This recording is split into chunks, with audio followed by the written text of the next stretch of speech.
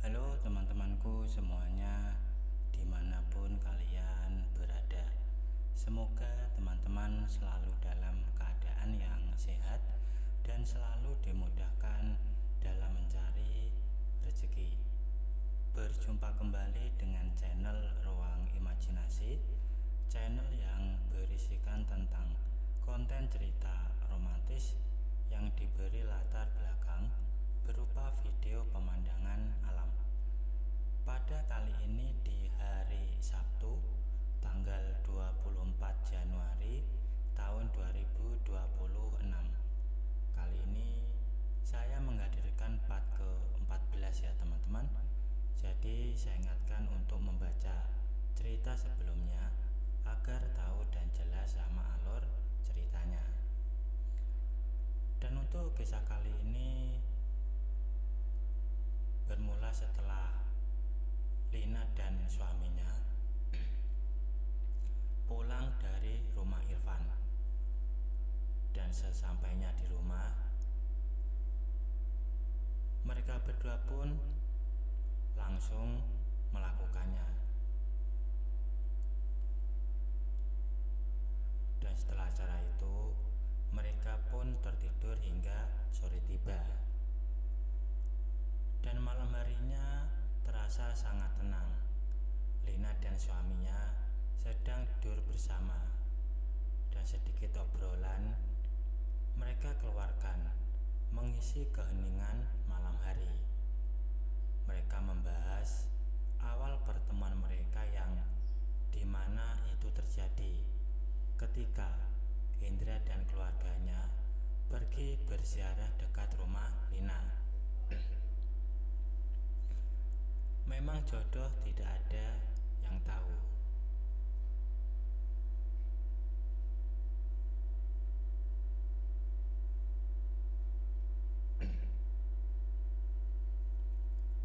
Dan setelah obrolan itu, mereka pun memutuskan untuk tidur.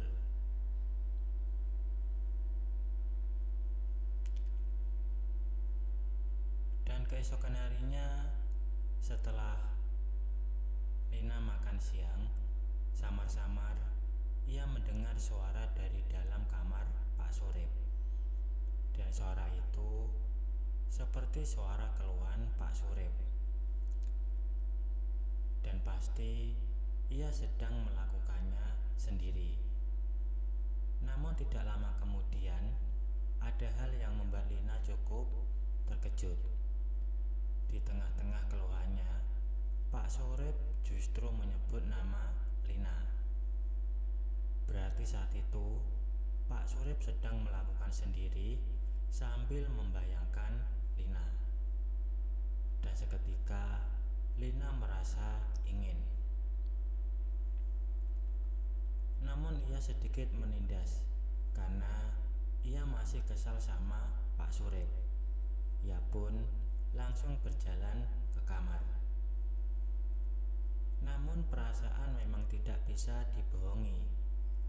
Saat itu ia sangat terpengaruh dan ingin diberi kesenangan. Akhirnya sebuah ide terlintas di kepalanya. Ia pun menghubungi Pak Manto dan menanyakan kabarnya. Dan ternyata ia sedang santai hingga mereka dapat berbalas pesan sesegera mungkin. Tak lama kemudian Pak Manto mengirim sebuah foto kepada Lina, yang tidak lain adalah foto dirinya yang sedang tampil dengan asetnya yang unggul. Dan semakin membuat Lina terpengaruh.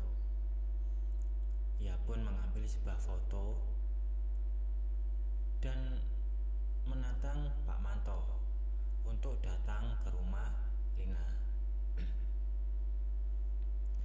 Setelah itu, Pak Manto tidak membalas pesan. Lina sempat merasa bete karena tiba-tiba dia hilang tanpa kabar. Padahal Lina masih sangat ingin, namun belum terwujud. Saat ia lihat, ternyata ada pesan dari Irfan yang belum Lina respon. Ia mengingatkan tentang tawaran Om Bimo, dan Lina balas akan ia tanyakan sama suaminya terlebih dahulu.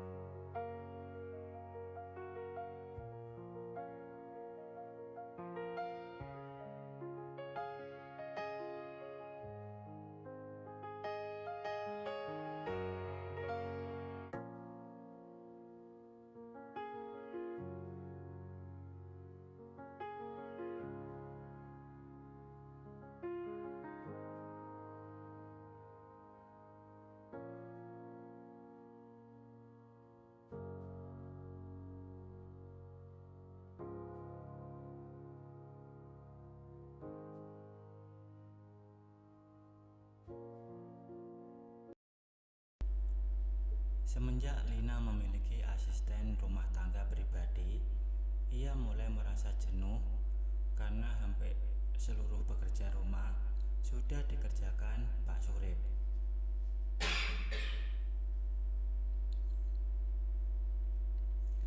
Hingga yang ia lakukan hanya menyiapkan keperluan suaminya untuk bekerja, makan, dan bersantai saja. Sepertinya ia harus mencari kesibukan agar tidak merasa jenuh. Ia pun mulai membicarakan hal itu kepada suaminya, karena Lina mulai merasa jenuh dengan aktivitasnya yang terlalu banyak bersantai. Dan respon suaminya cukup baik, namun tidak terlalu memberikan saran. Dia setuju jika Lina ingin melakukan sesuatu, namun ia tidak memberi ide. Apakah perlu Lina mengambil tawaran Om Bimo? Tapi Lina sangat khawatir fotonya dengan pakaian unik akan tersebar ke publik. Hal itu pasti akan mencoret namanya dan keluarga. Saat Lina sedang memikirkan apa yang bagus untuk ia lakukan untuk mengisi waktu luangnya, tiba-tiba saja sebuah notifikasi pesan masuk kepadanya, dan ternyata itu dari Irfan. Tentunya Lina cukup senang karena Irfan menawarkan job pemotretan kembali kepada Lina. Ia pun memberikan rincian terkait pemotretan itu. Jadi, pemotretan itu dilakukan untuk promosi sebuah penginapan di daerah pegunungan. Itu artinya Lina akan pergi ke alam lagi, dan ia sangat menyukainya. Namun satu hal yang Lina sayangkan adalah waktu pemotretannya yang masih cukup lama. Pemotretan akan dilakukan akhir bulan depan. Dan setelah membaca seluruh rincian yang diberikan Irfan, Lina pun menyetujui tawaran tersebut. Hari demi hari berjalan seperti biasanya. Tak ada yang spesial untuk diceritakan. Namun seiring berjalannya waktu, Lina mulai merasa bersalah kepada Pak Surip karena sudah terlalu lama bersikap acuh terhadapnya. Jika dipikir-pikir kembali, tidak seharusnya ia acuh kepada Pak Surip untuk waktu yang selama ini. Lagi pula, Pak Surip sudah meminta maaf dan ia mulai menjaga sikapnya. Dan untuk pekerjaan rumah juga ia lakukan dengan sangat baik. Sebagian besar pekerjaan rumah sudah dihandle Pak Surip. Mungkin saat itu Pak Surip terlalu terbawa suasana hingga dia berkata demikian. Terlebih, dirinya sudah lama tidak mendapat dari seorang wanita. Setelah merenung, Lina pun melangkah keluar kamar menghampiri Pak Surip yang sedang mencuci piring. Dan Lina pun meminta maaf atas sikapnya yang terlalu lama acuh terhadap Pak Surip.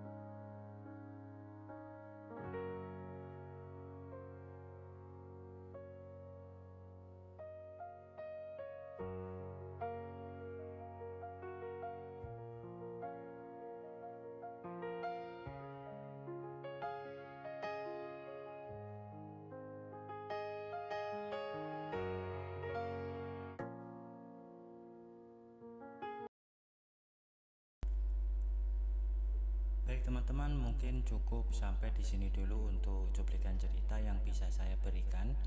Kalau ada salah penulisan maupun perkataan, saya minta maaf yang sebesar-besarnya.